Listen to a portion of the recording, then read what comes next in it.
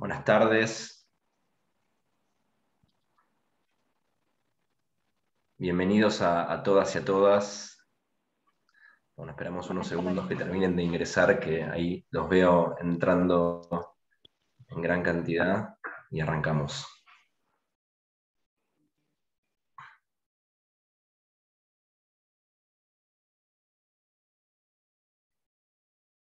Ya estamos, ¿no? Vero, me parece que estamos.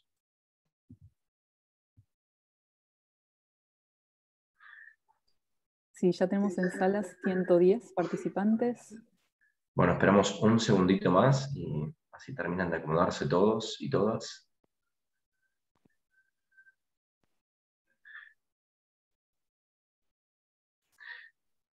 Bueno, muy buenas tardes a todas y a todos. Mi nombre es Patricio Conejero y soy el director del Instituto Confucio de la Universidad de Buenos Aires. La verdad que para nosotros es un gusto enorme, para todo el equipo del Instituto Confucio, de la UBA y de los institutos Confucios que nos acompañan hoy. Es un gusto enorme darles la bienvenida a este encuentro para reflexionar en torno a ciertas ideas de la educación en el pensamiento confuciano que pueden ser importantes para reflexionar acerca de la práctica educativa desde y en América Latina. Y en esta idea y en estas discusiones, en estas reuniones en las cuales estuvimos previamente discutiendo esto con nuestros amigos y colegas de Santo Tomás, nuestros colegas de la UNAM, nuestros colegas de Río Grande do Sul y también nuestros colegas del CLEC, lo veo por ahí a Roberto Lafontaine. La verdad que nos parecía importante en este encuentro no solamente remarcar el hecho de que lo que aquí se fuera a discutir está pensado desde y en América Latina, sino que aparte, en esta idea de pensamiento situado, también lo estamos haciendo desde diferentes países y de diferentes lugares de nuestro continente. Y pensamos que esto tiene que ver no solamente con algo que nosotros deberíamos aplicar a entender el vínculo de nuestro bloque, de nuestra región, con otras regiones, sino que también aparte es un muy buen ejercicio para pensarnos nosotros mismos como región.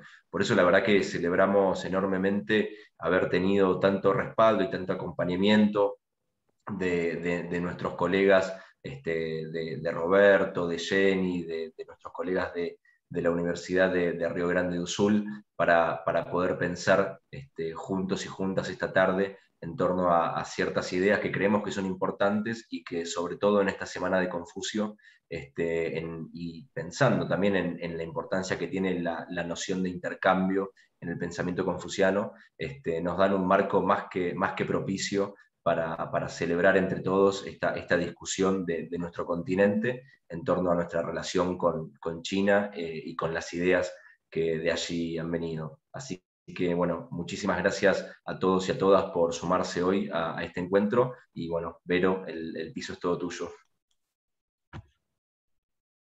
Bueno, muchísimas gracias, Patricio. Hola. Muchas gracias a las autoridades de los institutos Confucio, de las universidades que nos acompañan.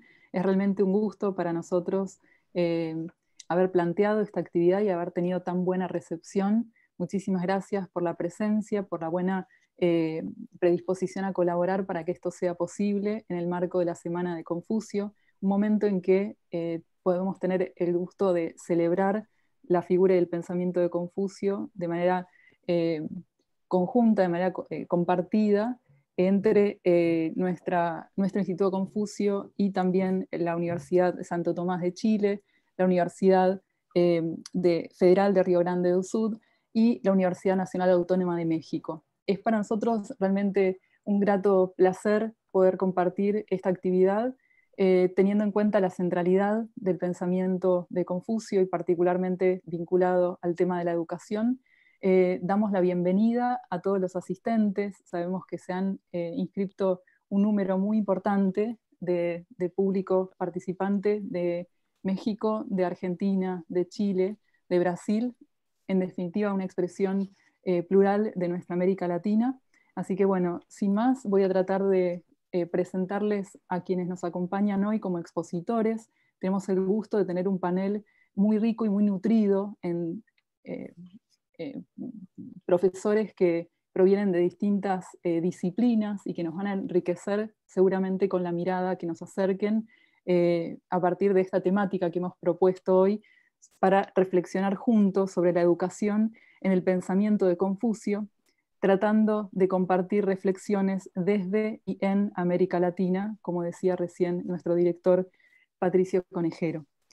Doy inicio a esta actividad dándoles la bienvenida, por supuesto, y presentando en principio al profesor Jesús Octavio Padilla Hernández de la Universidad Nacional Autónoma de México. Él es biólogo y egresado de la Facultad de Ciencias de la UNAM. Cursó estudios de lengua china en la Universidad de Lenguas y Cultura de Beijing.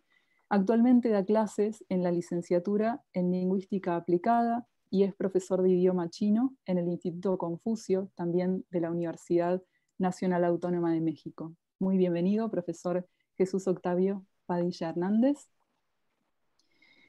Voy a ir leyendo el orden de nuestros expositores y de la misma manera vamos a trabajar en esta dinámica de exposiciones en el transcurso de nuestra actividad. Doy la bienvenida también al profesor Andrés Ibáñez. Él representa al Instituto Confucio de la Universidad de Santo Tomás en Chile. El profesor Andrés Ibáñez es licenciado en nutrición por la Universidad Santo Tomás de Chile, es magíster en enseñanza del idioma chino mandarín por la Universidad Normal del Este de China en Shanghai. Es docente también de idioma y cultura china en el Instituto Confucio Santo Tomás y actualmente se encuentra realizando un doctorado en educación a través de la Universidad Internacional Iberoamericana de México. Muy bienvenido también, profesor Andrés Ibáñez, y también a nuestros colegas y autoridades de la Universidad de Santo Tomás de Chile. En tercer lugar, vamos también a tener el gusto enorme de escuchar a la profesora Yane Tutiquian del Instituto Confucio de la Universidad Federal de Río Grande do Sul de Brasil.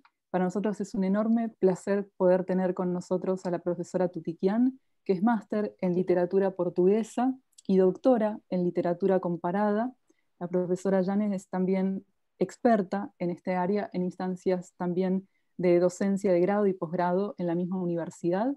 Ha sido directora del Instituto Confucio de esta universidad y por su labor como escritora ha recibido numerosos premios, así como también reconocimientos por su sostenida labor como docente en el área de literatura. Muy bienvenida también, profesora Yane. Y bueno, me presento muy brevemente, también por el Instituto Confucio de la Universidad de Buenos Aires. Para quienes no me conocen, mi nombre es Verónica Flores. Soy historiadora, graduada en la Facultad de Filosofía, Letras y Letras de la Universidad de Buenos Aires. Soy magíster en investigación en Ciencias Sociales y mi doctorado es en Historia y Teoría de las Artes. Me dedico desde hace muchos años a la docencia y la investigación en temas vinculados a historia social y cultural de China. Va a ser un gusto para mí ofrecer de moderadora y también participar en la exposición de este eje temático que hemos propuesto. Antes de darle la palabra a nuestros destacados expositores, quiero comentarles a nuestro público asistente, a nuestros colegas, amigos, que tenemos hoy el gusto de tener dos canales. Hay un canal en español y un canal en portugués. Van a ver que en el borde inferior de la pantalla tienen un icono que señala la posibilidad de escuchar toda la actividad en el idioma español, si eligen la opción en español, y en el caso de nuestro público que prefiera el portugués, tiene la opción de cambiar el canal en portugués. Vamos a ofrecer una interpretación simultánea de la actividad, así que en la medida en que ustedes elijan un canal van a ver que de manera sostenida se va a ofrecer la traducción simultánea. Los invito a participar con comentarios y preguntas en el chat de nuestro espacio, de manera tal que luego de las intervenciones de cada uno de los expositores, al final de la actividad, tengamos la posibilidad de recoger sus comentarios, sus preguntas y generar de esta manera un intercambio entre nosotros, ¿sí? Entonces, siéntanse a gusto de intervenir con preguntas en el espacio del chat. Al final de las exposiciones vamos a tratar de elegir algunas preguntas para ponerlas también en en nuestro encuentro y poder dinamizar la circulación de ideas y el intercambio entre nosotros. Bueno, vamos a comenzar entonces en nuestra actividad de hoy, dando la palabra en principio al profesor Jesús Octavio Padilla Hernández. Él nos va a presentar un breve PowerPoint. El resto de nosotros vamos a presentar nuestras ideas de una manera más dialogada, pero el profesor Jesús Octavio Padilla Hernández nos va a presentar una introducción, un acercamiento al contexto histórico de la figura de Confucio. Entonces nos pareció bien tenerlo a él como expositor en nuestra primera parte de la actividad. Profesor Jesús, le damos la palabra. Muchas gracias. Buenas tardes a todos, bienvenidos. Y bueno, voy a compartir mi pantalla para mostrar la presentación. ¿Todos la ven? Sí. Sí, perfecto. Bueno, voy también a quitar mi cámara para que no haya ahí ahora sí que distracciones. Entonces, ya después de la plática ya la pondré, pero por ahora la voy a quitar. Bueno, entonces, buenas tardes. En este marco sobre la educación en el pensamiento de Confucio, reflexiones desde y en América Latina, voy a presentar algo muy breve sobre el confucianismo y el pensamiento chino en contraste con el pensamiento occidental y su percepción en México. Para ubicarnos temporalmente, Confucio nació precisamente en el año 551 a.C. En esta época, quien gobernaba era la dinastía Zhou, previamente la dinastía Shang y también la dinastía Xia. Después de la dinastía Zhou, se da la unificación por primera vez en la historia de China con el emperador Qin. Antes del emperador Qin, realmente la forma política de China eran reinos, como ciudades-estados, reinos independientes. China estaba dividida y bueno, eres bajo este contexto que surgen los grandes pensadores chinos de la época, especialmente durante el periodo de primavera y otoño.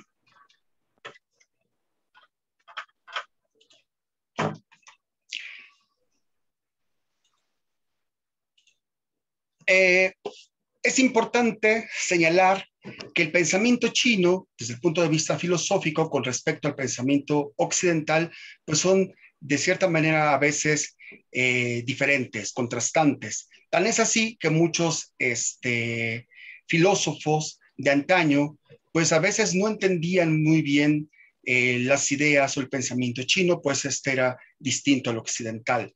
El primero en llevar este conocimiento de Confucio a Occidente fue Matteo Ricci, un jesuita italiano.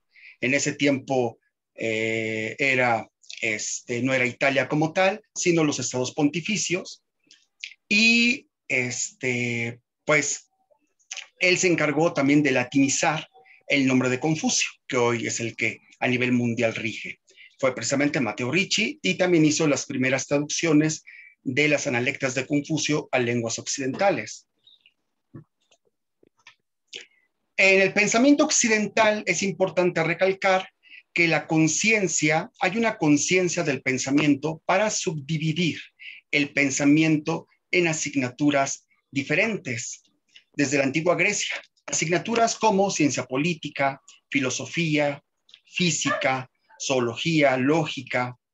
Vemos, por ejemplo, las aportaciones de Aristóteles en estos rubros, donde él manejaba un pensamiento totalmente lógico y abstracto.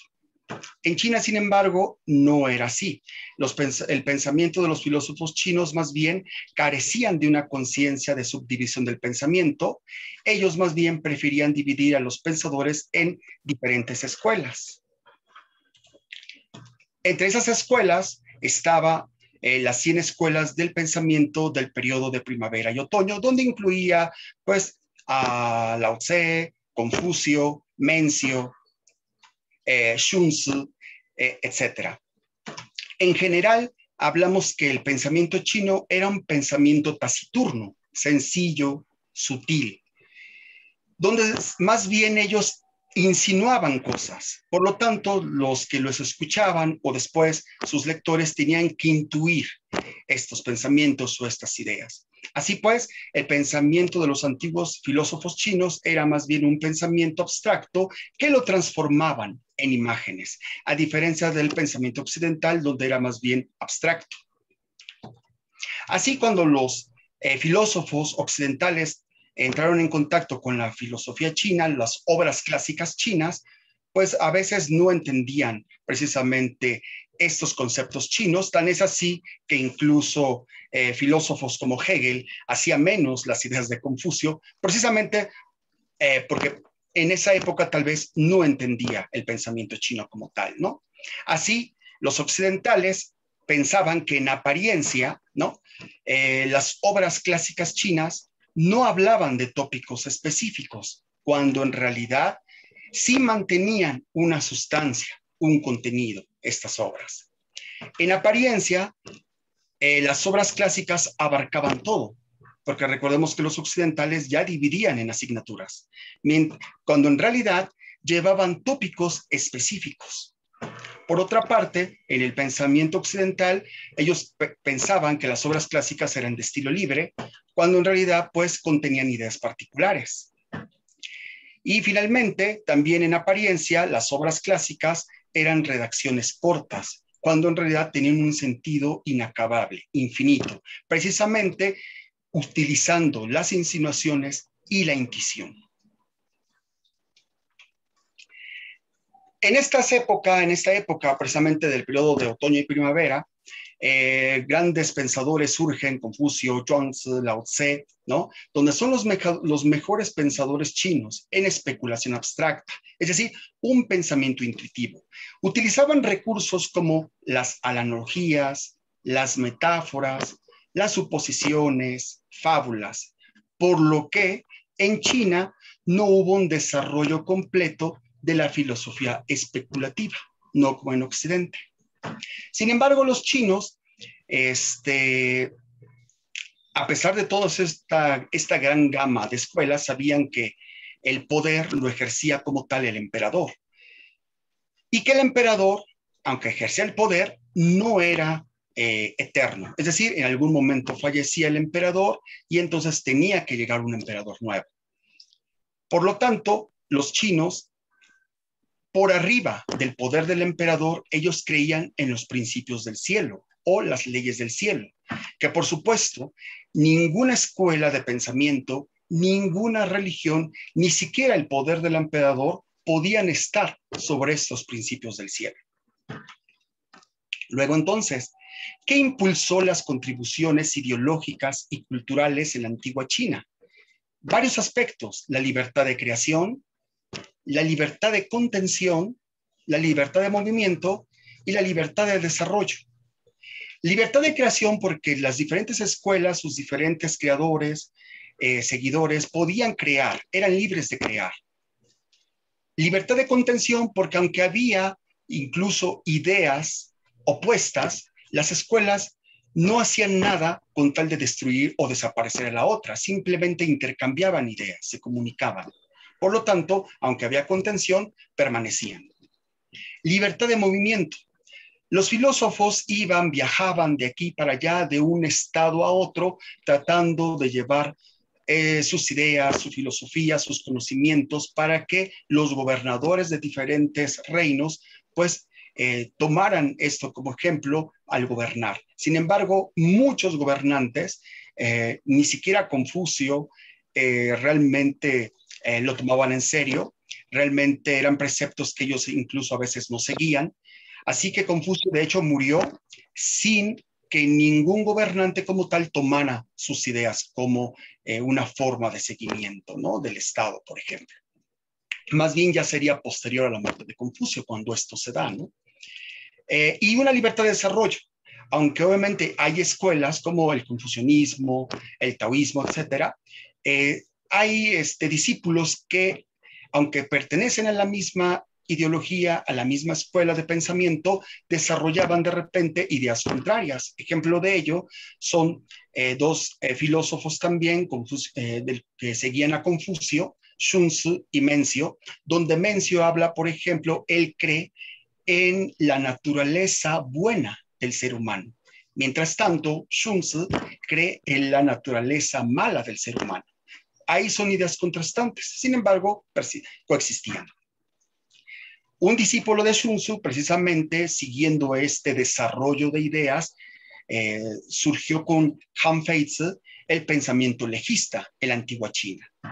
Sin embargo, como todo tiene sus altibajos, a pesar de que el confucianismo fue una escuela importante en la antigüedad, aunque los gobernantes no la tomaran en cuenta, pero sí seguidores de Confucio, llegó el momento en que el confucianismo bajó su popularidad. Durante la dinastía Qin hubo otros pensamientos como el taoísmo, el del yin y el yang, que incluso tomaron más importancia, llevando al confucianismo a un nivel más bajo. Fue precisamente con el emperador Han, en el año 156 a.C., Han del Oeste, que vuelve a retomar estos pensamientos, esta escuela filosófica de Confucio, para incluso llevarlo como la filosofía del Estado, ¿no? Implementarlo como la filosofía del Estado como tal. Así tuvo muchos altibajos el confucianismo.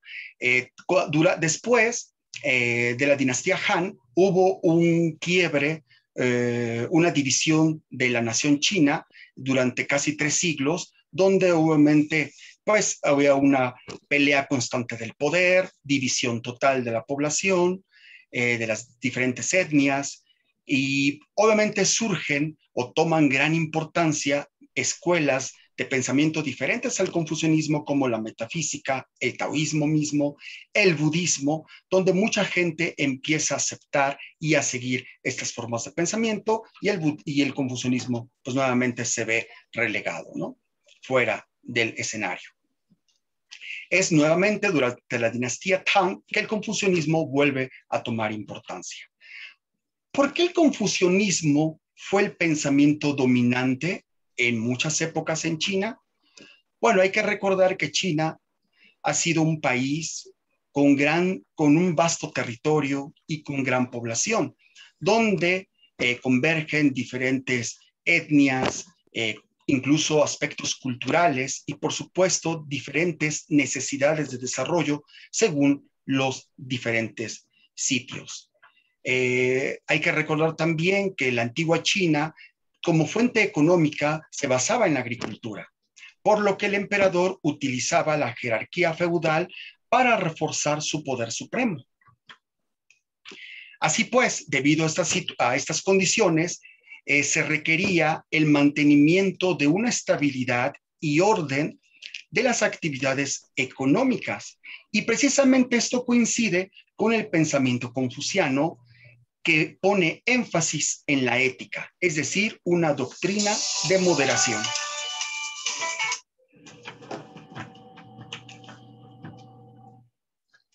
Por lo tanto, tenemos un imperio centralizado, una jerarquía poderosa, donde entonces requerimos de algo que una a todo esto, que le dé equilibrio, y precisamente el confucianismo otorga esto. Son pensamientos rituales basados en las 5 virtudes constantes y los 3 guías cardinales, lo cual conlleva a la unión de la nación, es decir, la integración y coexistencia de diferentes grupos étnicos. De las filosofías importantes de Confucio, cabe resaltar el respeto a los sabios, a los maestros y, por supuesto, a los antepasados. Queda fuera de este pensamiento la ciencia, mercado igualdad y democracia. Por supuesto, conceptos totalmente occidentales. Es precisamente durante la dinastía Han del Oeste, con el filósofo Zhong Zhongshu, con su famosa obra Chung Chou Fan Lu, que él logra unir el pensamiento del yin yang junto con los 5 elementos más la doctrina confuciana. Y esto le va a dar un realce tremendo precisamente al confucianismo. Recordemos que la doctrina confuciana no es otra cosa más que las 3 guías cardinales, que se refiere a los gobernantes guían a los oficiales, el padre guía a los hijos y el marido guía a la mujer. Por otra parte, tenemos las 5 virtudes constantes: la benevolencia, la justicia, la etiqueta, la sabiduría y la fe. Todo esto forma lo que Zhong Zhongshu decía que eran los principios del cielo. Como habíamos dicho, nadie podía estar sobre los principios del cielo, ni siquiera el emperador. Sin embargo, esta era precisamente la base de la supremacía del emperador. Así pues, la benevolencia es un concepto moral general: amar a otros, simpatizar, cuidar, ayudar y pensar en los demás. Justicia significa moralidad, honradez. Hay que distinguir lo correcto de lo incorrecto, o de lo deseado de lo no deseado. La etiqueta es un concepto ético-moral y es el código detallado del comportamiento de la gente. Integridad moral personal y, por supuesto, mantenimiento de una interrelación armoniosa y un orden social estable. La sabiduría es la racionalidad y la inteligencia. Integra la sabiduría, la benevolencia y el valor como cualidad básica de los hombres. Y la fe, que es la clave principal de la moralidad tradicional china: ser honrado, cumplir las promesas, ser leal y sincero. Es la base, según Confucio, de la nación. Decía Confucio: un país se derrumba si la gente no tiene fe en él. Finalmente, ¿qué pasa en México? Desafortunadamente, nosotros como mexicanos vemos en las últimas décadas, con los últimos gobiernos, una decadencia tremenda de valores. Y yo creo que esto no solamente sucede en México, seguramente también es a nivel global, ¿no? Precisamente con el neoliberalismo, entre otras cuestiones ahí, pues hay una decadencia tremenda de los valores. Y en México, pues lo vemos constantemente. Hay que recordar entonces que los valores confucianos que él promueve son la benevolencia, la justicia, la etiqueta, la sabiduría y la fe. El Estado mexicano, ¿no?, en la Constitución maneja valores como libertad, justicia, equidad, prudencia y paz. En contraste, según el nuevo gobierno, con los antivalores en México, debido precisamente al neoliberalismo, tales como la dominación, la injusticia, la ambición, la codicia, la violencia y la imprudencia. Por lo tanto, el gobierno actual en nuestro país, desde que se anunció la creación de una constitución moral, pues causó gran revuelo, obviamente inconformidad, un gran debate sobre este tema, ¿no? Hay que tener en cuenta que constitución es un término que cae en el ámbito jurídico, mientras que moral es un término que cae dentro del ámbito teológico. No nos vamos a meter en esto, pero como tal, a lo que nuestro presidente Andrés Manuel López Obrador se refería como una constitución moral, más bien era pues un intento por formar o reafirmar dichos valores en la ciudadanía para generar conciencia sobre su importancia, por ponerlos en práctica en la comunidad política. Hay que recordar, obviamente, que esto finalmente no se ha llevado a cabo. Se le otorgó esta, digámoslo, concesión de la difusión de valores a las escuelas evangélicas en México y al partido llamado Partido Encuentro Social, donde son totalmente evangelistas, donde veo realmente gran problemática, dado que las iglesias evangélicas son creadas en los Estados Unidos. Antes, los Estados Unidos intervenían en la política de países mediante pues, golpes de Estado. Hoy día lo están haciendo de una forma sutil, precisamente con las iglesias evangélicas. lo que nos lleva precisamente a un peligro en la soberanía nacional. Y eso es muy contradictorio porque precisamente nuestro presidente se manifiesta ser juarista cuando Juárez en el artículo 40 y 130 de la Constitución de los Estados Unidos mexicanos dice que México es un estado totalmente laico. Pero bueno, ahí está la contradicción un poco, lo veo peligroso. Un punto importante ya para finalizar es entonces qué sucede con estos valores, cómo hacemos, ¿no? Para darle un reforzamiento, volver a difundir estos valores entre la ciudadanía, pues obviamente todo empieza desde la educación, ¿no? La educación es algo fundamental, ya desde Confucio y Aristóteles lo mencionaba, ¿no? Sin educación la gente no tiene libertad de pensamiento y sin libertad de pensamiento, pues la ciudadanía, la gente, obviamente no se involucra en las decisiones para políticas, ¿no? Ahora sí que colectivamente hablando. Entonces se requiere precisamente llevar los valores, enseñar a los niños desde educación preprimaria, incluso por supuesto básica, por supuesto también a nivel de educación superior, en los trabajos, porque obviamente la ética, los valores, es algo que no solamente es único en la familia, sino también en las relaciones laborales y por supuesto a nivel de gobernantes y gobernados. Entonces, es un tema que da para mucho, lo dejo aquí. Entonces, esto sería todo mi participación. Por ahora, dudas que tengan, adelante. Muchas gracias a todos. Bueno, muchísimas gracias, profesor Jesús. Bien, volvemos a vernos. Muchas gracias, profesor Jesús Octavio Padilla Hernández. Muchas gracias por su presentación. Aprovecho para comentar, sobre todo para el público asistente, en la última parte del comienzo de nuestra actividad, que tienen disponible dos canales, uno en español y el otro en portugués. A través del canal en portugués pueden seguir la interpretación simultánea, y aprovecho también para agradecer en enorme medida a la Fundación CLEC, que nos ha permitido, nos ha facilitado esta posibilidad de tener con nosotros la interpretación simultánea para poder escuchar tanto en español como en portugués.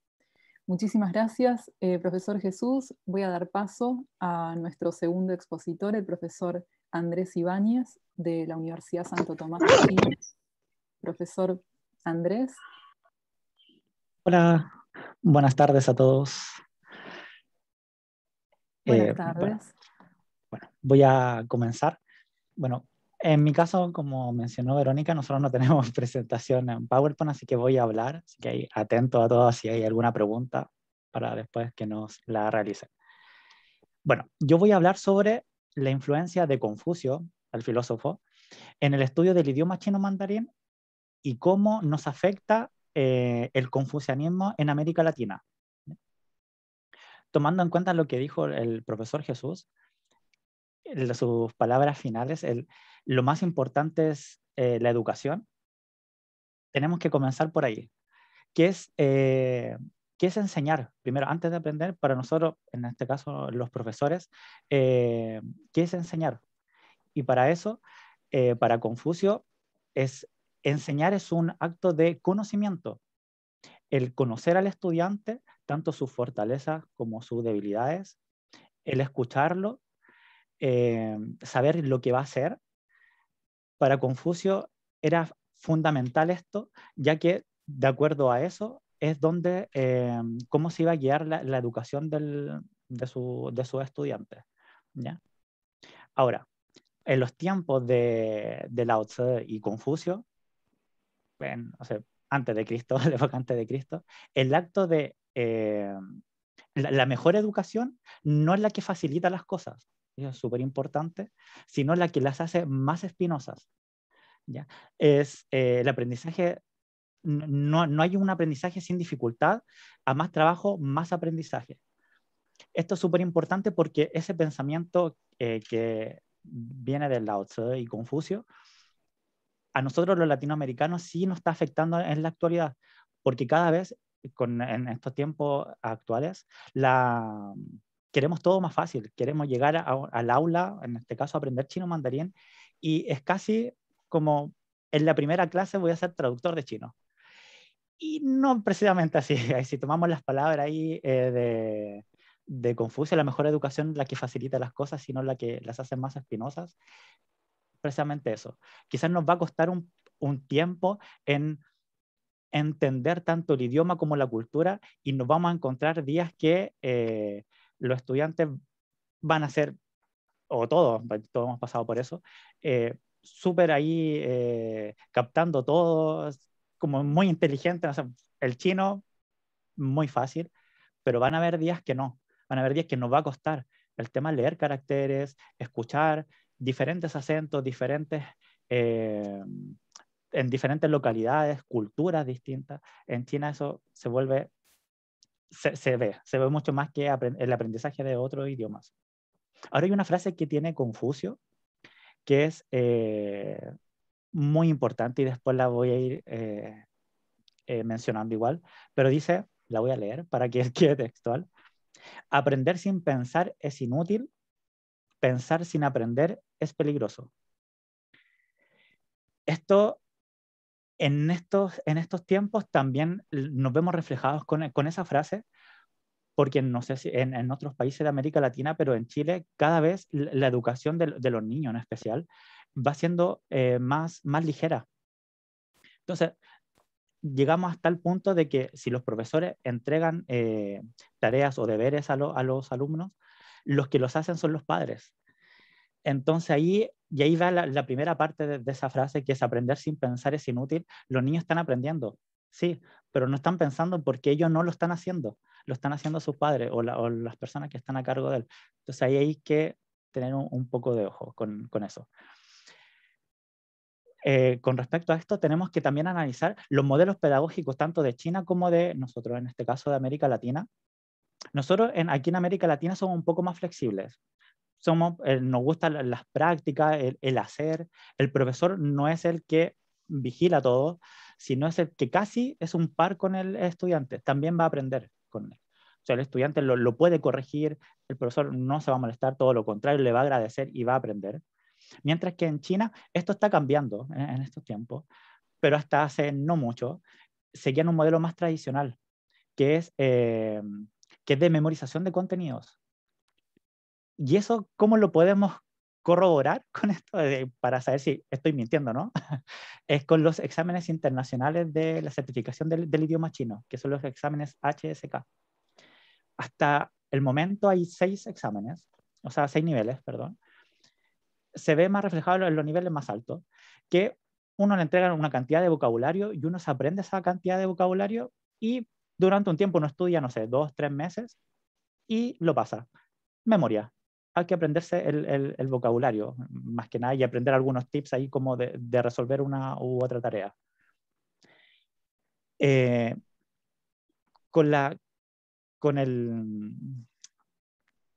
¿Cómo se dice? Con la salida o con la llegada de los extranjeros a China, China cambió un poco ese pensamiento, y ahora no están de memoria, y cambiaron estos exámenes, que bueno, se van a implementar de 3 a 5 años más, pero ya hay 9 niveles y se incluye traducción. No solamente que en la parte escrita del examen, que es escuchar, leer y escribir, en la parte hablada no está.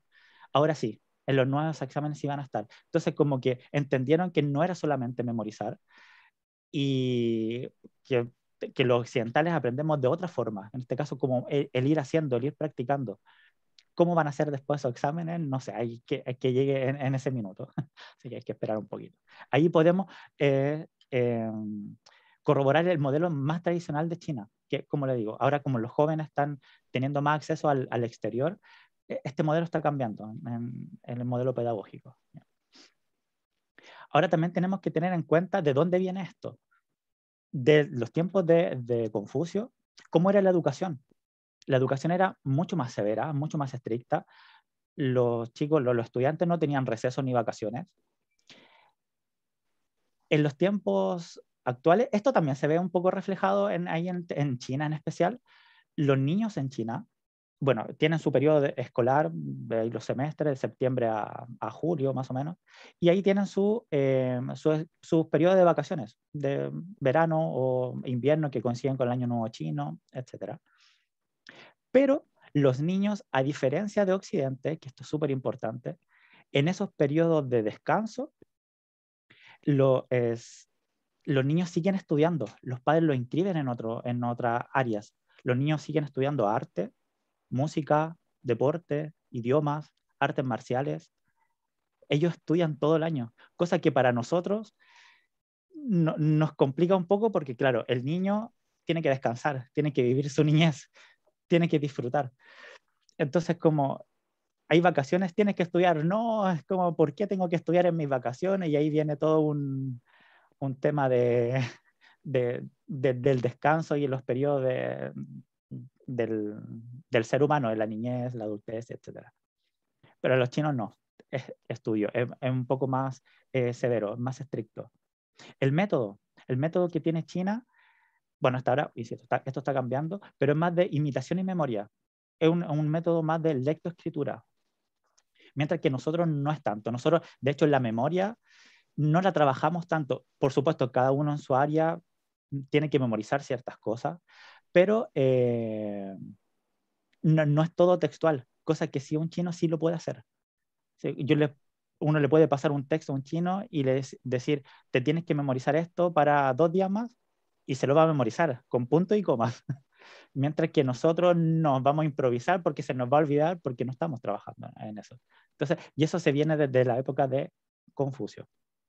Y por último, en este modelo, en la época de Confucio se desarrollaba la paciencia, la exactitud y la fuerza de voluntad. Y esto aquí para los profesores de chino es súper relevante porque el desarrollar la paciencia en especial. En mi caso yo hago clases en los niveles más básicos y me llegan alumnos que es como en la primera clase casi quieren traducir, ser traductores de chino. Y es como, no, es que vamos parando, vamos más lentos, vamos pausados.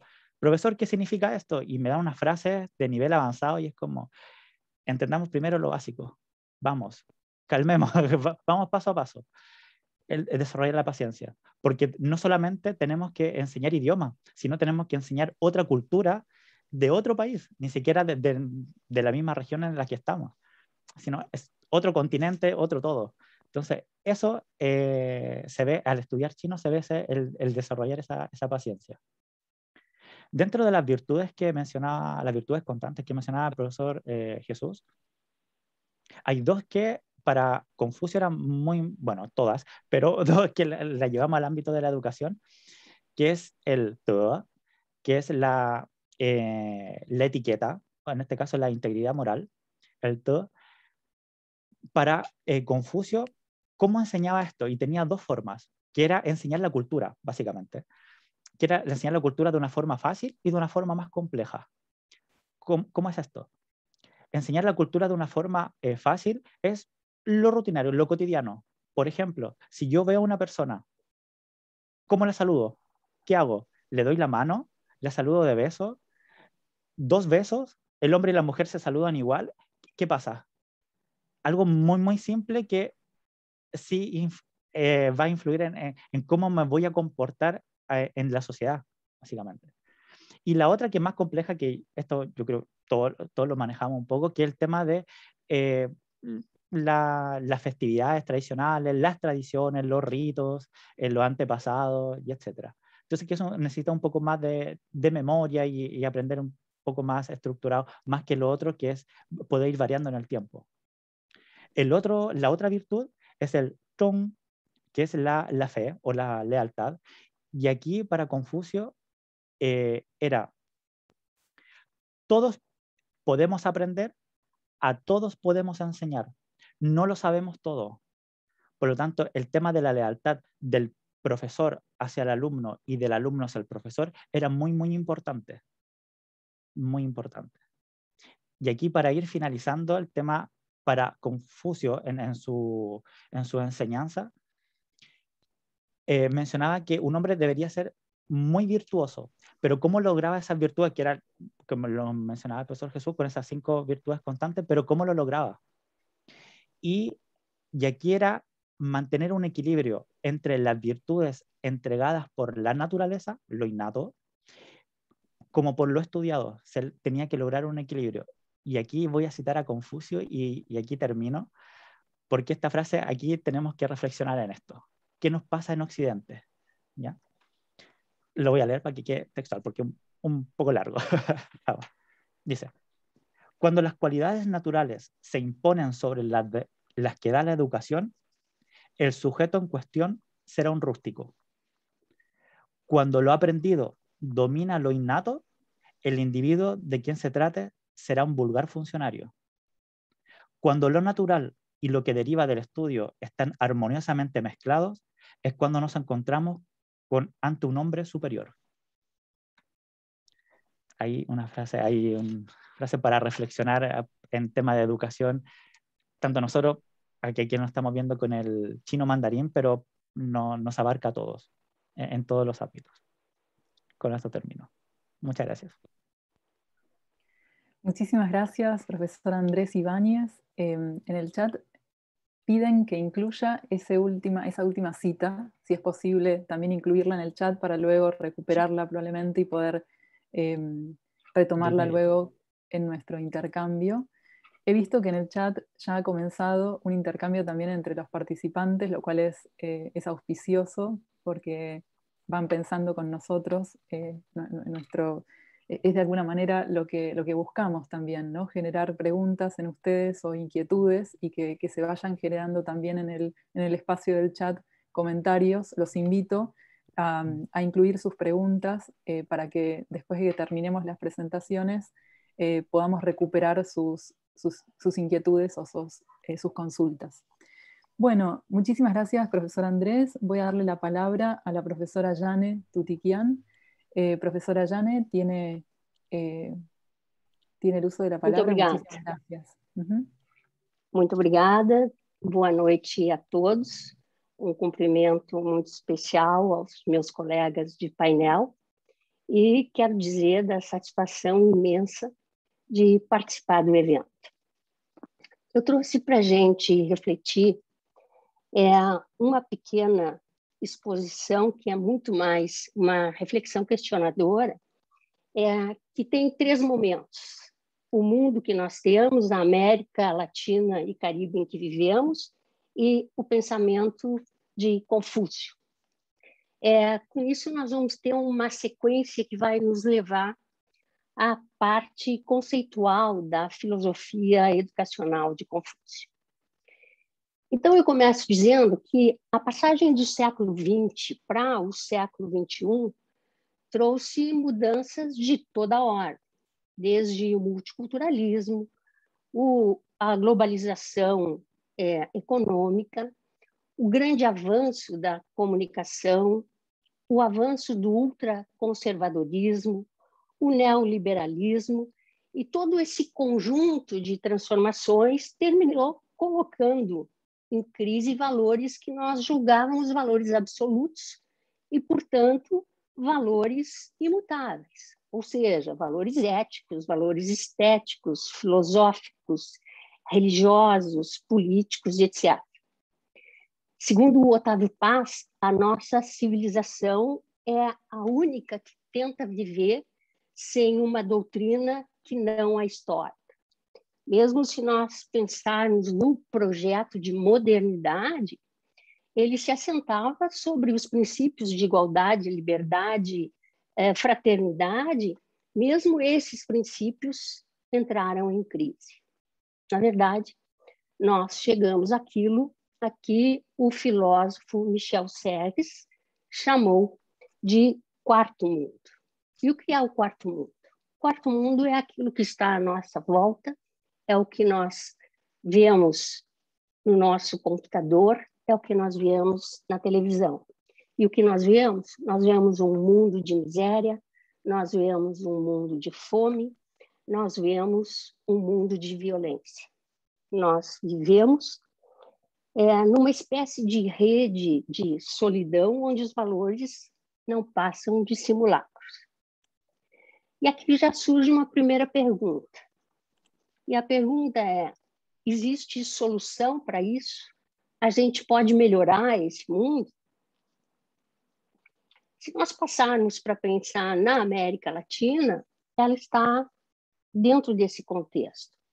Em abril deste ano, eu lia o Eu País e lá havia uma matéria com esse título: 1 de cada 3 países da América Latina e Caribe está em situação de vulnerabilidade econômica. E aí o programa das Nações Unidas para o Desenvolvimento alertava para o fato de que a fragilidade nas finanças iria frear o próprio desenvolvimento regional. Nós podemos somar a isso, evidentemente, a pandemia. E a pergunta que se coloca é exatamente a mesma. Quer dizer, existe solução para esse estado de crise, ou nós podemos melhorar o mundo e a América Latina em relação a esse estado de crise? Eu penso que a resposta que os senhores e os jovens que nos assistem têm é exatamente a mesma minha. Podemos pela educação. Entretanto, a pergunta termina se desdobrando. Pela educação, como? E aí eu convido a todos para nós pensarmos na educação, e eu trato da educação superior na América Latina. A educação superior é um bem público social. É um direito humano e universal. E, sem dúvida nenhuma, um dever dos Estados. Ora, nesse sentido, o acesso deveria ser para todos. Entretanto, não é. Para que vocês tenham uma ideia, em 2018, o número ou o percentual era de 52% de jovens em idade do ensino superior cursando a universidade, o que significa que 48% não tiveram acesso à educação superior. Se nós pensarmos na taxa bruta nesse período, se vai ver que entre os pobres, nós tivemos um percentual de 10% de acesso em 2018. E entre os mais ricos, 77% para 2018. É uma diferença brutal. E mais ainda, com a pandemia, os cenários de exclusão, evidenmente, que se acentuaram. Mas há mais. A diversidade na educação deveria absorver o diálogo de diferentes saberes, o diálogo intercultural, que, para ser universal, deve ser plural e igualitário. No entanto, não é. A universidade deveria ser autônoma para que ela pudesse exercer o seu papel crítico, propositivo para o desenvolvimento da sociedade. E aqui eu falo do meu país, e lá sofremos a intervenção do governo nas universidades federais. Ainda que se considerar na América Latina e no Caribe a fuga de cérebros em busca de melhores oportunidades de emprego, de condições de crescimento. A própria desigualdade de gênero está dentro das nossas universidades. Para que se tenha uma ideia, e eu vou dar um breve exemplo, porque ele me causa um impacto muito grande, as mulheres que fizeram ou que fazem a carreira acadêmica. Dessas mulheres, imaginem vocês que apenas 14% conseguem chegar ao topo da carreira na América Latina e no Caribe. Nota-se também que as mulheres de populações originárias, indígenas e afrodescendentes, elas mostram os piores indicadores de pobreza e de marginalização. Nós precisamos também considerar a ciência e a inovação. O pouco investimento na América Latina, o pouco investimento no Caribe afeta o desenvolvimento não só do país, mas o desenvolvimento regional. O total descaso para com a área das humanidades desconsidera totalmente o seu papel na justiça social. Ainda mais, observa-se a ausência de um pacto regional, cultural, democrático, que permita o acesso aos resultados e financiamento da pesquisa de forma solidária, de tal forma que nós não precisássemos, dentro da região, começar cada país do zero. Bom, se essa é a situação no mundo, e se essa é a situação na América Latina, e se essa é a situação da educação,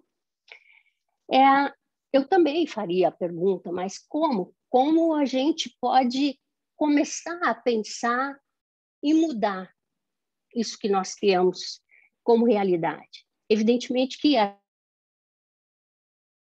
grande mudança de mentalidade exige uma grande mudança de comportamento, sem o que, evidentemente, não sairemos de onde estamos.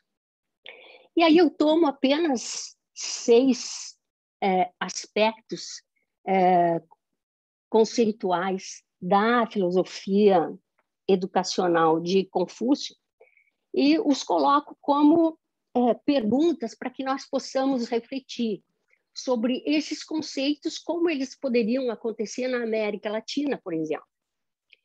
Então, o primeiro deles é assim: e se nós observássemos todos a ideia de que educar é o caminho para mudar o mundo e para mudar as sociedades? Todos nós temos essa frase nos nossos discursos. Todos. Todos nós entendemos que a educação é para isso, mas a nossa prática é muito escassa. E se nós andássemos no caminho reto com o coração? Um caminho reto com o coração, segundo Confúcio, é um caminho que todos possam compartilhar, porque ele é baseado em valores adequados para a vivência em sociedade. E se levássemos para a educação um efetivo conjunto de saberes voltados, ou seja, partindo da sua potencialidade, da sua peculiaridade? E se o professor, aquele que está na sala de aula, possibilitasse ao aluno a consciência de estar investindo em si mesmo com sinceridade? E a sinceridade é um valor moral em Confúcio. Ela se vincula à possibilidade de ser feliz e de autorrealização. Ela está vinculada à própria decisão de futuro. E se o professor, dentro da sala de aula, possibilitasse ao estudante o conhecimento vindo de seus antecessores e o preparasse para aprender com as suas próprias experiências? Para o Confúcio, ambos, esse passado, o conhecimento do passado e do presente, se complementam. E, por fim, se resgatássemos o humanismo, os valores humanos, mais ainda, a consciência de sermos humanos. Ora, esses 6 últimos aspectos e questões levantados, como eu disse antes, são da filosofia educacional de Confúcio, que, na verdade, não pretendia ser um inventor de novas propostas educacionais ou morais, mas que, afinal, criou um método para preservar o que de melhor havia na sociedade, apontando meios de fazê-la evoluir de uma forma que fosse harmônica e saudável. E nisso tudo, eu penso que o conjunto de institutos Confúcio, de cada país e da nossa região tem um papel muito importante. Ao compreender a educação dessa maneira e ao trazer a promoção da amizade, da diversidade e da paz entre os povos, pois esses devem ser e efetivamente são os seus objetivos. Muito obrigada.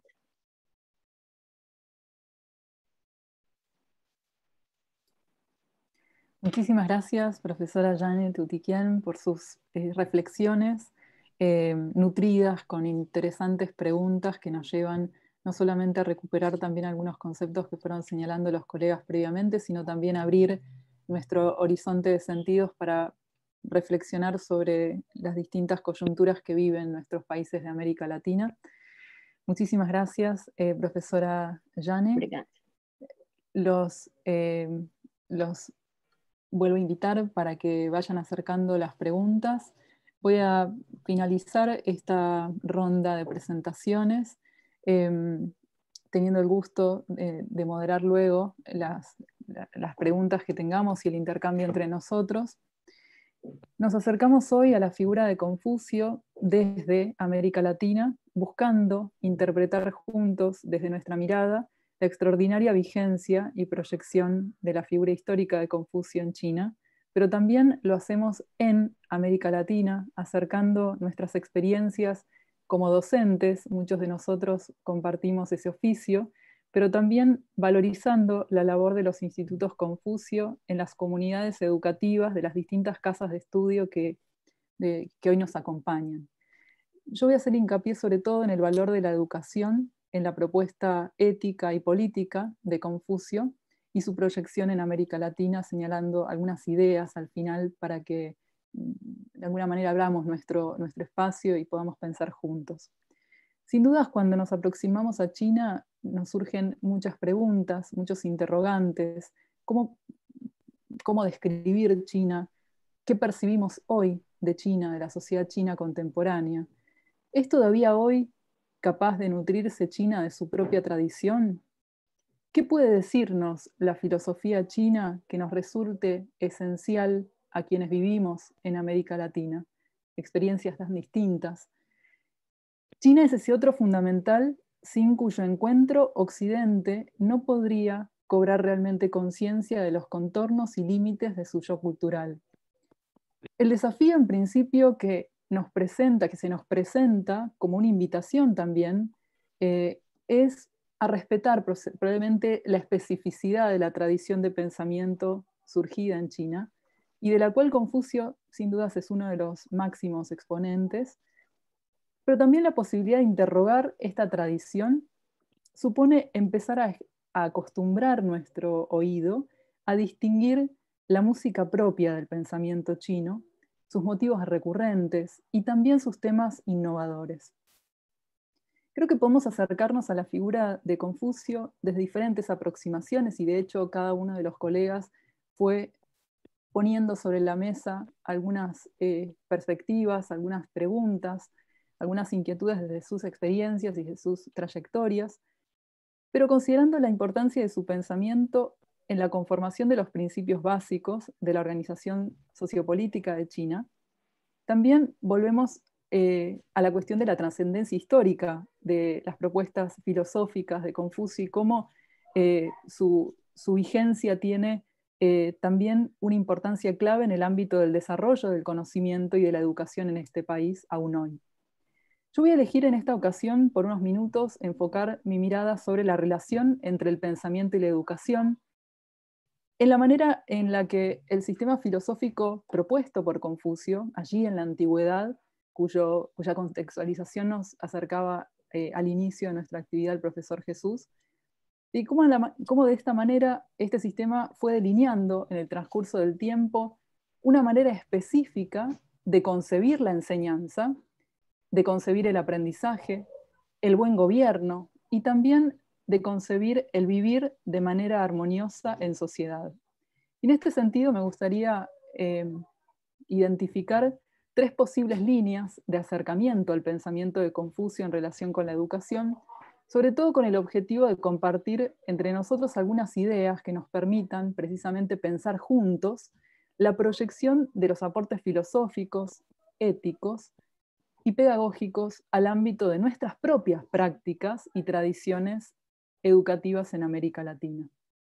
Y en ese sentido me gustaría que llevemos nuestra atención al por qué ha sido constante este interés y esta preocupación permanente en China por la educación.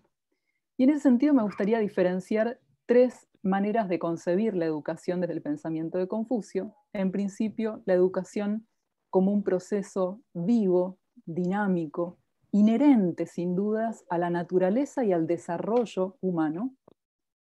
En segundo término, la educación como base para la transmisión del conocimiento, pero también como base para la estabilidad, la integración y la cohesión social.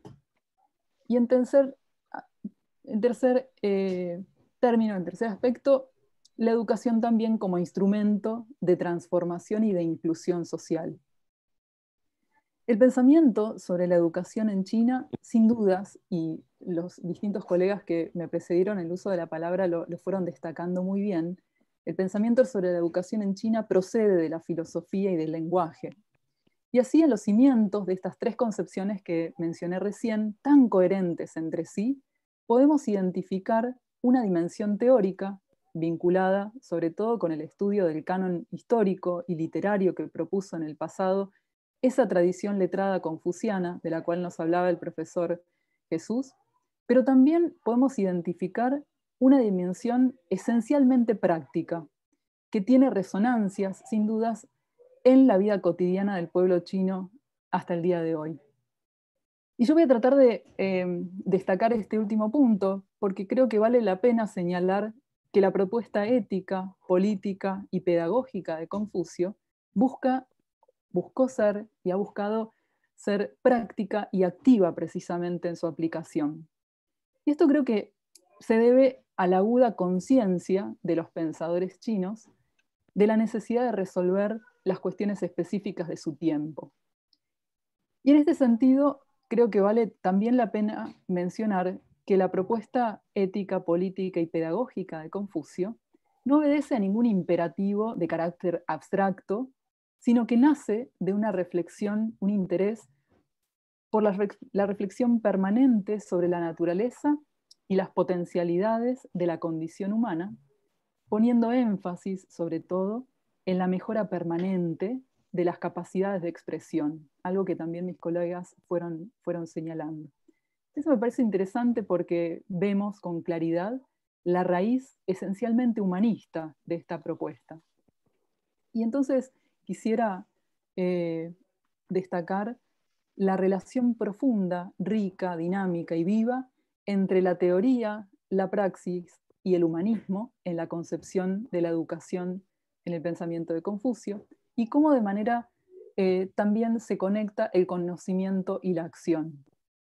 Es precisamente en la praxis, y sobre todo en la praxis cotidiana, ¿no? En la práctica de la vida diaria, donde las competencias vinculadas tanto con la enseñanza como con los frutos del aprendizaje permiten la transformación del comportamiento y las prácticas del ser humano, pero también la regulación de las diferencias en el mundo social y político.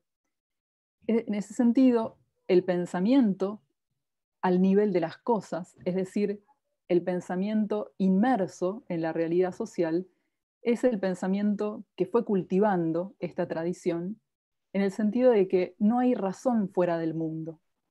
En ese sentido podemos decir también que la centralidad otorgada a la praxis en el pensamiento confuciano propone una valoración ética de la interacción social permanente en el aprendizaje. Y quiero destacar esto porque de alguna manera este acontecimiento que estamos viviendo nosotros, reunidos hoy, da cuenta de esta valoración ética del intercambio y la interacción social permanente, porque se aprende en la interacción con otros.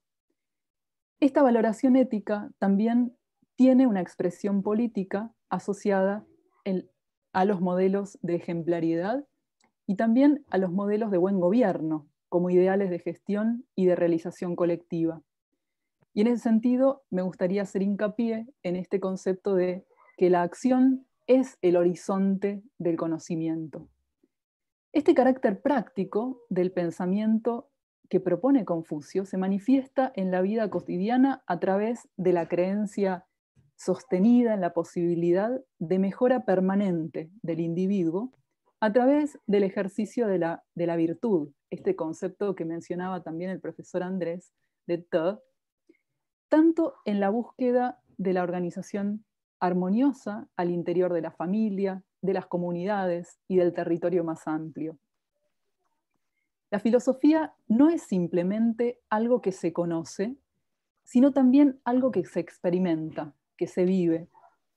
Y en este sentido, su función no es en sí el aumento o la acumulación positiva de conocimiento, sino más bien la elevación de la mente y el espíritu. Aquí, fijémonos que la noción de sabiduría, es el conocimiento aplicado con discernimiento, ¿no? En el pensamiento de Confucio. No se trata, en este sentido, solamente de razonar cada vez mejor, sino más bien de vivir cada vez mejor la naturaleza humana en armonía con el mundo. Este sistema de pensamiento se expresa en la educación, no solo como la valoración de la adquisición del conocimiento, sino también como proceso de formación del carácter.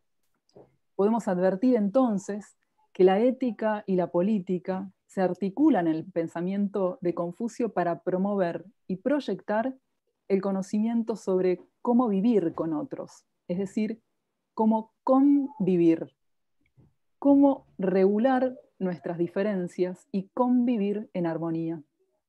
En otras palabras, podemos decir que la ética, la política y el pensamiento reflexivo estaban unidos inherentemente en la persona educada, en la persona que se cultivaba a sí misma, en el sabio, en el funcionario, en el intelectual, esta figura del Wenren, pues el conocimiento y la virtud eran elementos dinámicos de una misma unidad.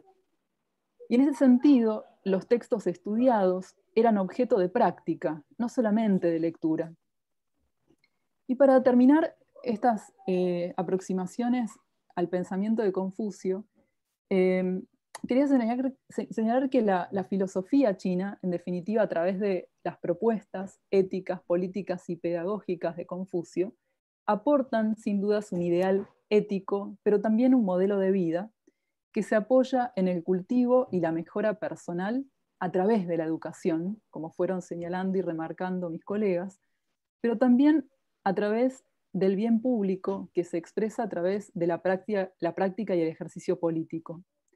Teniendo en cuenta estas ideas y las que fueron señalando mis colegas, creo que podemos pensar juntos de qué manera estos ideales resuenan con las prácticas y tradiciones educativas en América Latina, y acerco algunas ideas iniciales para pensar juntos esta idea de el concepto de la educación que aprende, no pensar la educación como una instancia que se vive de manera institucionalizada durante los años de escolaridad, sino pensar la educación y sobre todo el aprendizaje como una instancia de mejora permanente, como decía la profesora Tutiquian, como un camino, ¿no? La educación como un camino, como un proceso de maduración. Cómo enseñar también y aprender distinto ante los desafíos que se nos presentan en la vida diaria para quienes ejercemos el oficio de la docencia, pero también quienes aprendemos permanentemente.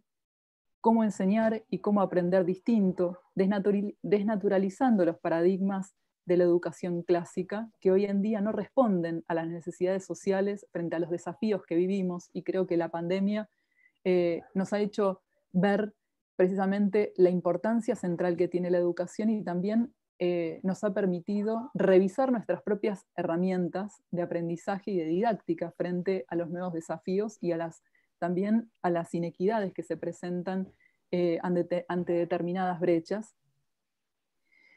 Pero también abrirnos a otros modelos de pensamiento y a otros modelos de prácticas educativas.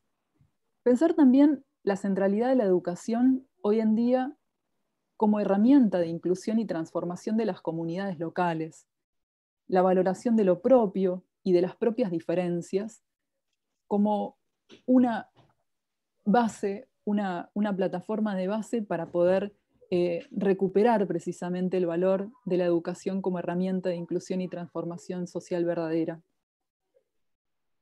El aprendizaje también como proceso de cambio y reflexión permanente en nosotros, entre quienes enseñamos, entre quienes aprendemos, la conexión con el conocimiento desde la curiosidad, desde el entusiasmo, desde la preparación para la vida de nuestros estudiantes, pero también nosotros como docentes, una formación permanente, y sobre todo la idea de que el conocimiento lleve a la acción, ¿no? Esta idea de praxis unida a la idea del conocimiento teórico, y también pensando en los desafíos de la innovación. Hoy en día la pregunta por la innovación está presente entre las preguntas que nos hacemos en el medio educativo, digamos, cómo innovar mejor, cómo incorporar las tecnologías a nuestras aulas. Si bien todas estas características hacen a las nuevas dinámicas y a las nuevas pedagogías, creo que es interesante también pensar de qué manera podemos innovar en nuestra práctica cotidiana y de qué manera la innovación también puede ser renovadora en la medida en que innovamos en la mirada sobre nuestras propias prácticas. En ese sentido, podemos pensar que pequeños cambios estratégicos pueden dar grandes resultados, haciendo hincapié en la mejora permanente al interior de nuestras aulas y cómo también las aulas se pueden convertir en espacios de incidencia. Pasan cosas distintas cuando pensamos, hacemos y decimos cosas distintas en el aula. Insisto, cómo tratar de generar conexión con los estudiantes, con nuestros propios colegas, con otros que aprenden junto a nosotros, desde la curiosidad, desde el entusiasmo y también desde la preparación para la vida. Y en ese sentido, un último comentario para luego abrir el intercambio entre nosotros, señalar también la importancia que supone cultivar de manera articulada el pensamiento, el conocimiento y el lenguaje. Bueno, muchísimas gracias a todos y a todas por escuchar nuestras presentaciones. Yo voy a detenerme aquí para poder habilitar la posibilidad de que podamos acercar preguntas a los expositores, recuperar también inquietudes o indagaciones que también ustedes estén realizando, cada uno en sus distintos países, y que quieran compartir con nosotros. Yo voy a habilitar la posibilidad de que acerquen sus preguntas a los profesores, a los expositores que fueron presentando sus ideas. Yo quiero señalar, creo que al comienzo hubo un intercambio en el chat a propósito de una frase que lanzó el profesor Andrés en su presentación respecto de la relación entre el aprendizaje y el pensamiento.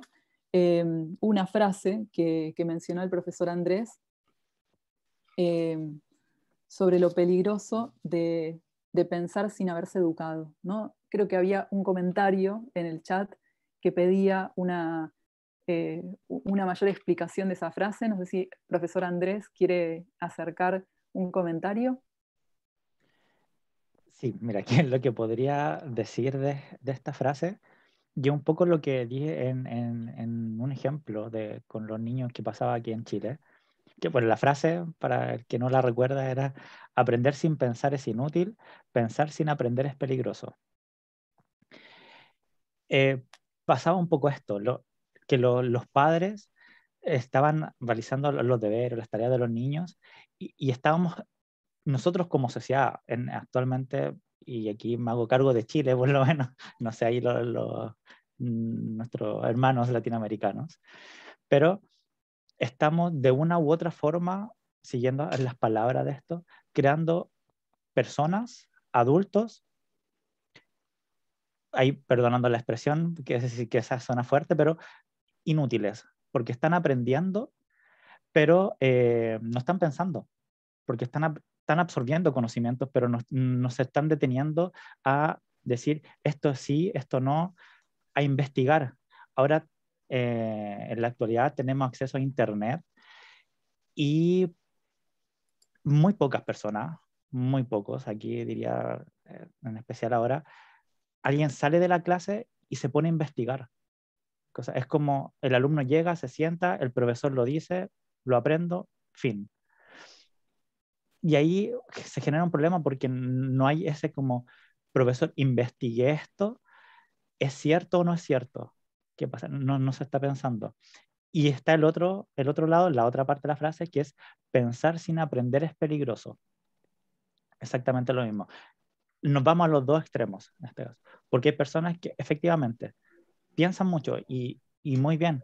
El problema es que no están aprendiendo, no están leyendo, no se van a fuentes fidedignas de información.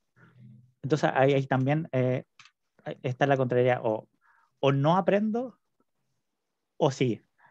¿Qué hago? ¿Pienso o no pienso? Entonces eso se ve un poco reflejado con esta frase de Confucio en los tiempos que estamos viendo, y en especial aquí en nosotros los latinoamericanos, que nos estamos yendo al extremo y no estamos equilibrando eso, no estamos aprendiendo cómo realmente debe ser, no estamos haciendo nosotros las cosas, estamos permitiendo que otras personas nos realicen las tareas. La tecnología la estamos mal utilizando para bueno, básicamente descansar, que ahí también hay otros temas ahí que hablar, que el estrés y eso, pero bueno, va un poco por ahí. No sé si mis colegas y los profesores piensan similar o no.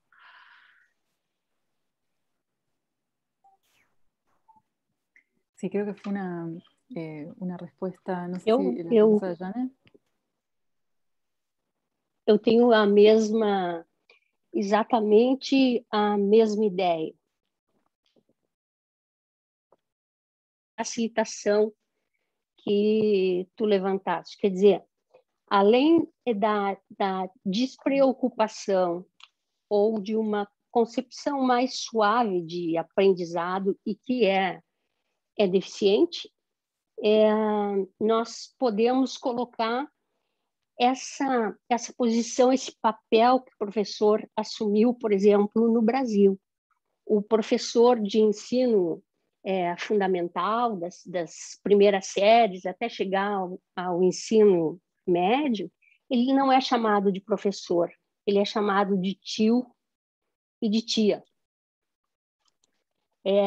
Isso tira dele, do ponto de vista, talvez inconscientemente, tira dele a ideia de criar condições de que o aluno possa refletir e o leva como bom tio e como boa tia, por exemplo, a ideia de facilitar o aprendizado. E isso se dá, na maioria das vezes, pela repetição. E isso se dá, na maioria das vezes, na exigência de que o estudante responda aquilo o que ela, a professora, ou ele, o professor, pensa. É certo aquilo que ele, o professor, e ela, a professora, pensam, sem respeitar, na maioria das vezes, o pensamento do próprio aluno, até porque, na maioria das vezes, ele não existe, ele existe como repetição.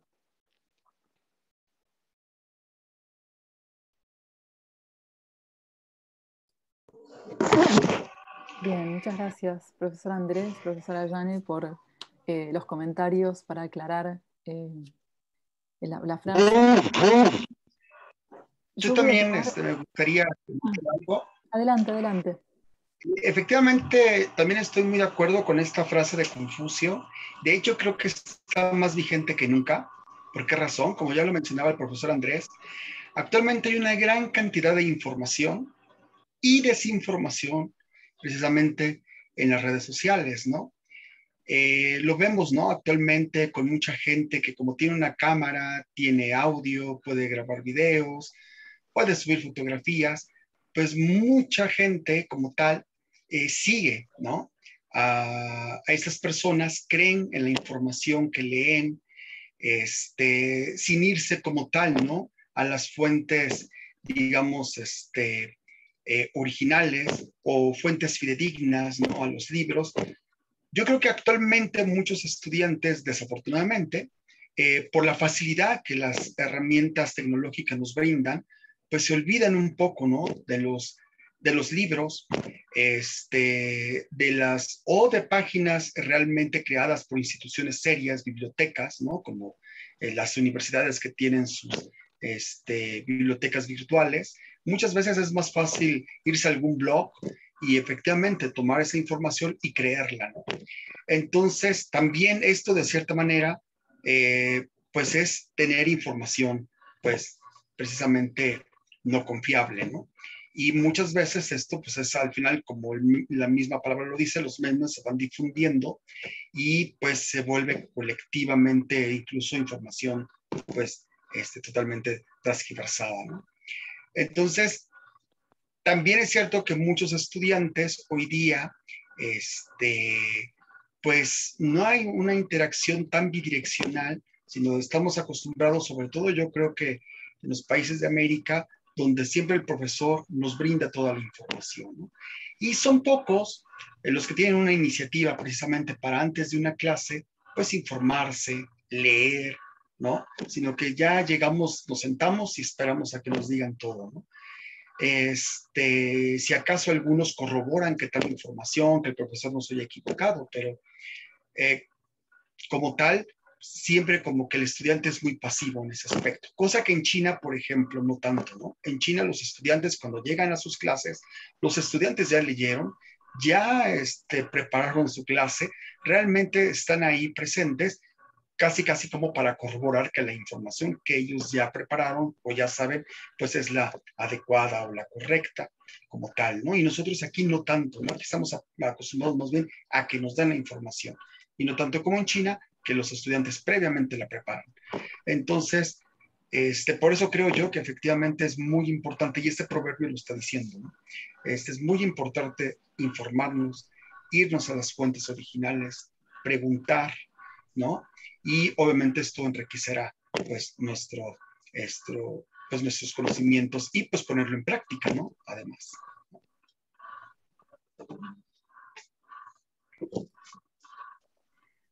Bueno, muchas gracias a los colegas por enriquecer las respuestas que surgieron ante la pregunta que surgió a partir de esta frase.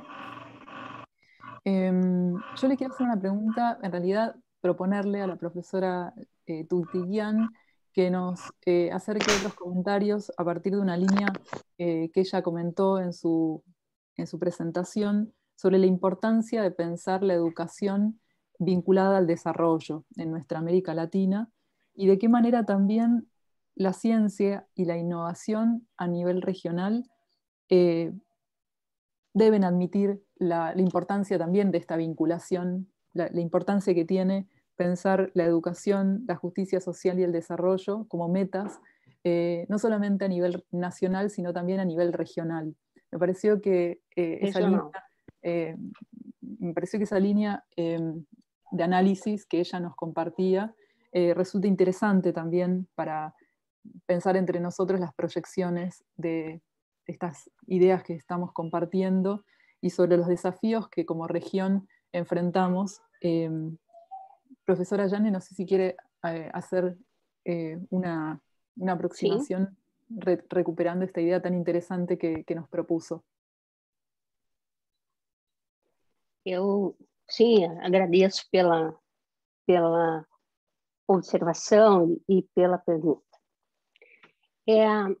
Hoje nós estamos vivendo um momento, e isso é mundial, não é só da região, mas é também da região, em que há uma hipervalorização da ciência e da tecnologia.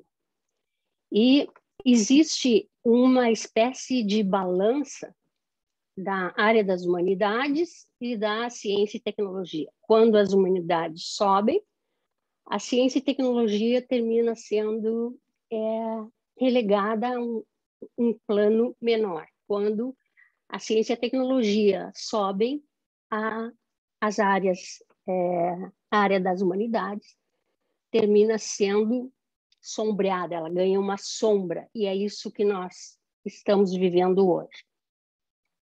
Não dá para pensar no século XXI sem desenvolvimento da ciência e da tecnologia.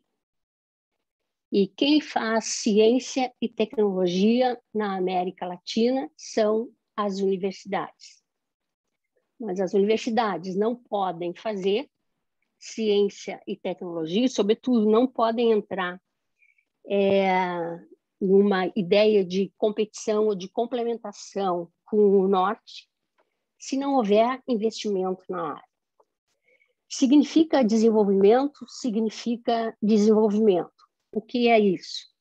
Significa possibilidade de crescimento econômico, e o crescimento econômico deveria possibilitar o desenvolvimento econômico de um país, deveria possibilitar o surgimento ou de uma sociedade mais igualitária. Ou seja, quanto mais alta for a minha economia, mais condições eu tenho de oferecer uma vida digna para o meu povo. Essa é a ideia do desenvolvimento e da ciência. A própria pandemia permitiu, no Brasil, e eu acredito que na América Latina, que as universidades mostrassem para a sociedade que não entendia, que não via dessa forma, que a universidade tem um papel extremamente importante em relação à ciência. As universidades brasileiras, e assim como as universidades da América Latina, tiveram um papel preponderante no combate à Covid. E, portanto, no desenvolvimento da área da saúde, no desenvolvimento na área tecnológica, criando aparelhos, criando formas de proteção e formas, inclusive, de tratamento à Covid. Mas, como eu disse antes, nesse momento, a tecnologia e a ciência estão fazendo uma espécie de sombra para as humanidades. Isso é grave. Isso é um movimento mundial. Porque as humanidades jamais serão fator de renda. As humanidades jamais serão fator de desenvolvimento econômico. As humanidades têm um outro princípio, e esse princípio é fundamental, inclusive para que não aconteça aquilo o que o professor Jesus falava sobre o mau uso da rede. Nós todos trocamos o toque humano antes da pandemia pelo toque no smartphone. Era comum nós chegarmos em um restaurante e vermos as pessoas sentadas, família inteira sentada, cada um teclando no seu smartphone, sem se olharem nos olhos, sem trocarem uma palavra, sem perguntar como é que foi o teu dia hoje. Né? Ora, eu acredito que se nós não revertermos, e vocês lembram que o Japão, cidades que tinham cursos que eram voltados para a área das humanidades. Eu mesma tive um diálogo com uma pessoa, representante do governo, importante, do governo brasileiro, e me disse: nós não podemos usar a verba pública nós não podemos usar o prédio público para esses cursos de letras, história, filosofia, etc., que podem ser dados pelas universidades privadas ou à distância. E aí, isso me fez pensar muito sobre o que significa a área das humanidades. E, por incrível que pareça, ninguém define melhor as humanidades do que Confúcio, que está na base de todo o pensamento filosófico, de toda a filosofia educacional do Confúcio. Porque a área das humanidades, e diz respeito à filosofia, história, letras, artes, elas produzem o próprio espelhamento daquilo que o homem é essencialmente. E quando ele pode se encontrar através deste espelhamento, é que ele vai ter a chance de mudar. E é por isso que eu hoje penso e tenho uma convicção muito grande de que as humanidades e a educação, ou as humanidades dentro da educação, efetivamente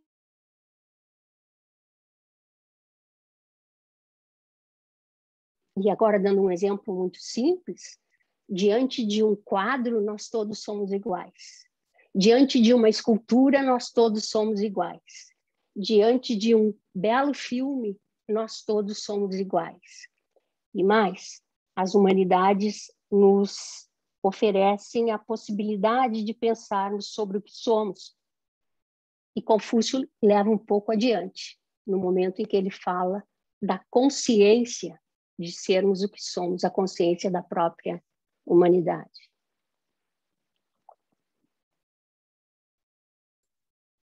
Excelente, muchísimas gracias, profesora Tutiquian, por acercarnos estas reflexiones tan vigentes y tan interesantes para pensar nuestra propia práctica y los desafíos que también enfrentamos en América Latina.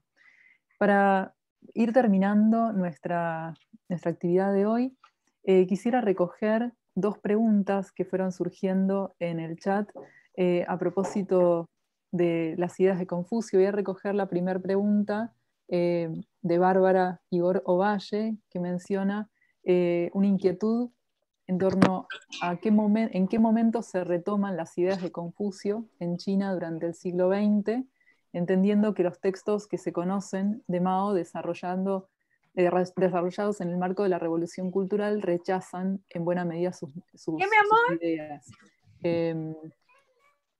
Esa es la primera pregunta, y la segunda tiene que ver con la segunda de Aura Granados, refiere a cómo podemos enriquecer nuestro método de enseñanza y aprendizaje dentro de nuestros distintos sistemas educativos, considerando que algunos se ven muy restringidos por nuestras distintas formas de gobierno, dice Aura.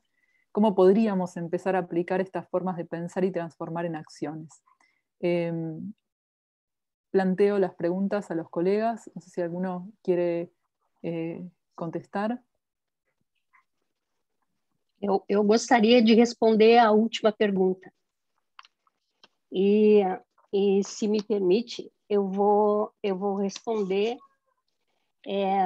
lendo um pequeno parágrafo das recordações dos rituais, e que cabe no hoje perfeitamente. Veja só. Ao ensinar, o mestre orienta seus alunos sem arrastá-los. Convida-os a avançar, mas não os coage. Abre-lhes caminhos, mas não os força a caminhar. Orientando-os sem arrastar, torna o aprendizado agradável. Convidando sem coagir, torna o aprendizado fácil. Abrindo caminho sem forçar a caminhada, faz com que seus alunos pensem por si mesmos. Ora, alguém que torne agradável e fácil o aprendizado e faz com que os estudantes pensem por si mesmos, será o que se pode chamar de um bom professor?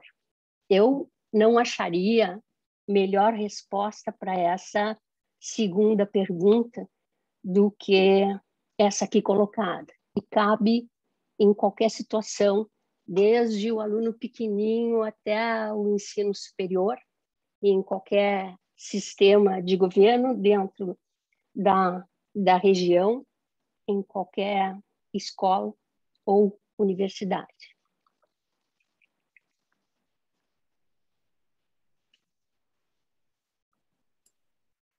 Muchísimas gracias, profesora Yane, por esta respuesta tan interesante.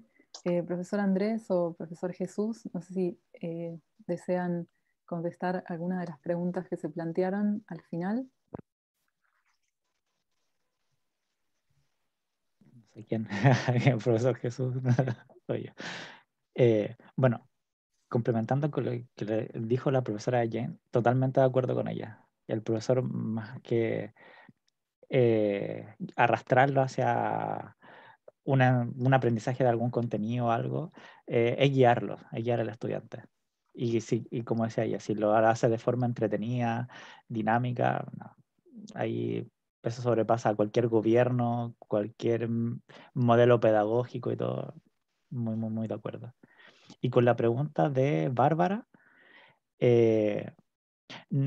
no sé si hay una fecha exacta. Yo creo que esto es más cultural. Ahí no sé si el profesor Jesús tiene ahí más información, pero esto es más cultural, esto viene de siempre. Como que la China lo tiene tan arraigado a su cultura que no es como que se haya quitado en algún minuto y después se volvió a tomar, se volvió a hacer. No, como que siempre estuvo. Por supuesto, era parte netamente, no sé, política o educativa, que fueron cambiando, pero no se radicó, se volvió a tomar y no hubo ese juego. Por lo tanto, claro, ahora en la actualidad, muchas frases que tiene Confucio u otros pensadores nos hacen mucho sentido, pero claro, porque se siguen implementando desde aquellos tiempos. No sé ahí, profesor Jesús o Verónica. Sí, efectivamente, tomando ahora yo la palabra, con base en el confucianismo y su, digamos, su revitalización en China, pues realmente sí hubo en la historia de China altas y bajas del confucianismo. Sin embargo, en las últimas décadas, precisamente con el fin de crear, ¿no?, una unión mucho más fortalecida en la China moderna, pues muchos de estos preceptos confucianos han salido nuevamente a la luz. Los jóvenes también, pues, de cierta manera,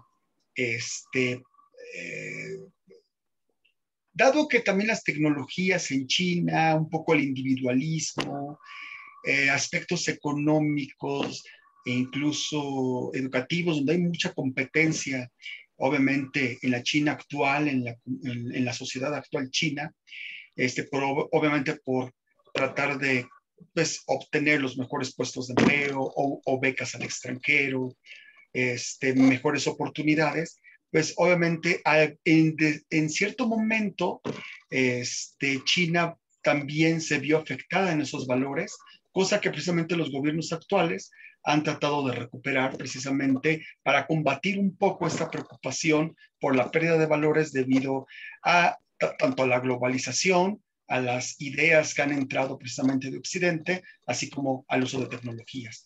Entonces sí, de cierta manera se ha retomado, se ha vuelto a estas ideas confucianas, ¿no?, para tratar de revertir lo que los chinos hoy día consideran que también está en peligro, ¿no?, de perderse. Como ya lo había comentado, en México igual, pero sí, en China en su momento hubo esta preocupación y por eso también se le ha dado difusión a nivel escolar en las diferentes instituciones chinas de educación, pues estas ideas, ¿no?, estos preceptos de Confucio, darlos a conocer en los niños, en los jóvenes, etcétera, para pues tratar de revertir la situación. Tan es así que más o menos por ahí en el año de 1999 se llevó a cabo en Pekín la conmemoración del aniversario que fue 2550 de Confucio, y donde se invitaron a grandes personajes de política, del mundo cultural, precisamente para que hablaran acerca de las aportaciones de Confucio en sus diferentes ámbitos. Y entre los destacados ahí, precisamente hubo un magnate de Singapur, su nombre es John Joy, donde él precisamente hablaba acerca de que la filosofía de Confucio le ayudó muchísimo para que su negocio tuviera éxito. Lo mismo habló en ese momento el jefe de Estado de Singapur, Lee Kuan Yew, donde también él hablaba de cómo esta visión de trabajo, de unión, hizo que en la crisis de 1997 diversos países asiáticos pudieran sobrellevar esta crisis y salir de ella con éxito. Entonces ahí vemos precisamente la gran influencia que tiene el confucianismo, no solamente fuera de China, sino también hoy día en China con gran fuerza. Y por eso también, como había mencionado se había mencionado antes por el profesor Andrés, la idea, ¿no?, de crear los institutos Confucio, ¿no?, precisamente como este gran personaje representativo de la filosofía china, ¿no? Efectivamente. Bien, muchísimas gracias, profesor Jesús, también por ampliar las respuestas a estas preguntas, reforzando también a propósito de la pregunta que señalaba Bárbara, más que un corte o una ruptura profunda con los aportes de Confucio, lo que quizás fueron ocurriendo en determinados momentos del siglo XX fueron determinadas tomas de distancia para poder responder a determinadas necesidades sociales de los contextos críticos que vivió China a lo largo de este siglo XX, que fue tan nutrido de cambios. Pero creo que el confucianismo es sin dudas una tradición de pensamiento que se inserta en la vida cotidiana del pueblo chino y que en definitiva se vive en la práctica, en la vida cotidiana, en los espacios domésticos, en el espacio de la educación que corresponde al ámbito de la familia, de las comunidades, y en ese sentido podemos observar su extraordinaria vigencia y la permanencia también de determinados principios que hacen a la valoración de determinadas virtudes, determinados principios éticos de comportamiento, de conducta, que fueron los que estuvimos señalando también en nuestras intervenciones cada uno de nosotros. Bien, teniendo en cuenta que ya estamos casi llegando a las 2 horas de nuestra actividad y que para nosotros ha sido un enorme gusto poder compartirla junto con tantos asistentes de las distintas universidades, de las distintas comunidades educativas que fueron convocadas de alguna manera también a través de una invitación de los distintos institutos Confucios que colaboraron para poder realizar juntos esta actividad. Les propongo ir cerrando esta primer experiencia que hemos tenido el gusto de compartir. Ojalá esta primer ocasión sea la primera de muchas que nos permitan seguir intercambiando ideas, generando un intercambio constructivo y reflexivo entre nosotros. Realmente ha sido un gran gusto poder generar esta propuesta juntos. Quiero agradecerles a las autoridades de los distintos institutos Confucio que participaron y que trabajaron mucho para que todo esto fuera posible, a la directora ejecutiva del Instituto Confucio de la Universidad de Santo Tomás de Chile, la profesora Lilian Espinosa Guerra, también la directora académica Wang Men, también a las autoridades del Instituto Confucio de la Universidad Federal de Río Grande del Sur, de Brasil, al director local, sí, al profesor Antonio Padula, que nos ha honrado con su presencia, también al Instituto Confucio, a las autoridades del Instituto Confucio de la Universidad Nacional Autónoma de México, a su directora, a nuestra querida Jenny Acosta Trujillo, también a las autoridades que nos acompañan del Instituto Confucio de la Universidad de Buenos Aires, que han colaborado en enorme medida también para que esto sea posible, a la Fundación CLEC, a nuestro querido Roberto Lafontaine de la Oficina Regional para América Latina y el Caribe, que nos ha colaborado también en enorme medida para que la interpretación simultánea sea una posibilidad para nosotros de escucharnos en nuestra propia lengua. Muchísimas gracias a todos, al público asistente que nos ha acompañado con su presencia y con su escucha atenta. Insisto que esta es una primera experiencia que ojalá pueda repetirse a futuro. Yo le voy a dar la palabra por un momento para despedirse también a cada uno de nuestros expositores que nos han enriquecido con sus aportes y su pensamiento. Así que, profesor Jesús, si quiere acercarnos unas palabras de despedida.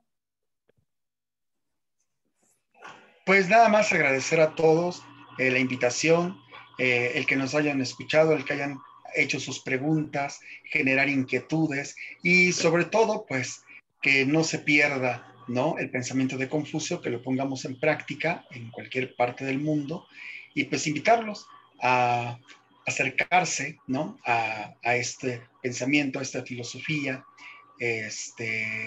llevarlo pues a la práctica sobre todo, ¿no?, tanto a nivel familiar como a nivel laboral y por supuesto pues a nivel de gobierno, ¿no?, con gobierno y gobernantes. Obviamente es importante tener la armonía, es importante que haya pues interacción, una interacción sana, una interacción inclusiva, ¿no?, en todo nivel y en todo sector, ¿no?, de la sociedad. Entonces, pues yo agradezco enormemente, muchas gracias y pues nos vemos la próxima. Muchas gracias, profesor Jesús. Profesor Andrés. Y me sumo a las palabras de agradecimiento del profesor Jesús. También muchas gracias por invitarme a participar de esta instancia al Instituto Confucio de la Universidad de Buenos Aires. Y bueno, como decía Verónica, la primera, pero no la última. Espero que sean muchas más instancias que tengamos esta oportunidad de hablar, bueno, de diferentes temas. Esta vez fue Confucio. Y llevar a la práctica, que seamos los institutos Confucio, que hagamos honor a nuestro nombre como Instituto Confucio y veamos la filosofía confuciana. Así que muchas gracias a todos los asistentes por escucharnos y por participar de esta instancia tan buena. Sí, Tatia. Muchas gracias, profesor Andrés. Querida profesora Jane. Eu quero, mais uma vez, agradecer pela possibilidade de participar desse evento. Eu saio daqui muito enriquecida com a possibilidade de escutar o Andrés, o Jesus, a Verônica, as perguntas daqueles que nos acompanharam. E saio daqui, depois de ouvir tudo o que foi colocado sobre a filosofia de Confúcio em relação à educação, eu saio daqui com a certeza de que essa, na prática, é uma experiência única no campo da educação, até pela valorização do humanismo. E saio, sobretudo, e espero que aqueles que nos acompanharam também possam estar sentindo o mesmo, eu saio com a crença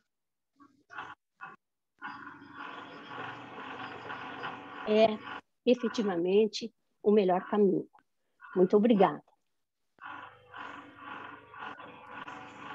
Muchísimas gracias, profesora Jane. Yo comparto sus conclusiones.